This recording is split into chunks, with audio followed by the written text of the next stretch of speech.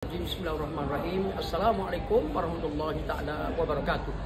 Ya, seorang guru yang hendak merupakan guru yang berjaya, murid-murid yang berjaya ialah guru kalau dia mengajar dengan bersungguh-sungguh. Mengajar dengan luar biasa. Murid juga sama. Kalau murid tu belajar dengan bersungguh-sungguh, belajar dengan luar biasa, kesungguhan yang luar biasa, maka dia akan mendapat keputusan dan hasil yang luar biasa. Kerana kesungguhan guru tu mengajar, kesungguhan murid tu belajar dengan luar biasa, buat jadual, ulang, kaji, sangat luar biasa dia buat. InsyaAllah keputusan yang luar biasa, keputusan yang baik, keputusan pengajaran yang baik, keputusan pembelajaran yang baik.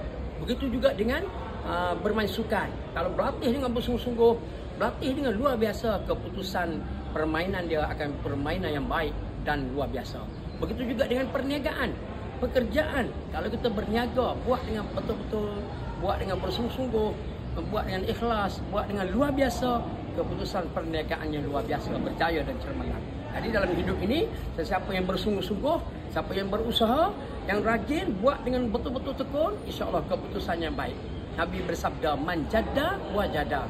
Pada siapa berusaha dengan bersungguh-sungguh, dia akan mendapat keputusan yang bersungguh-sungguh, keputusan yang luar biasa, keputusan yang baik, kerana apa yang dia lakukan itu dengan penuh kesungguhan dan luar biasa.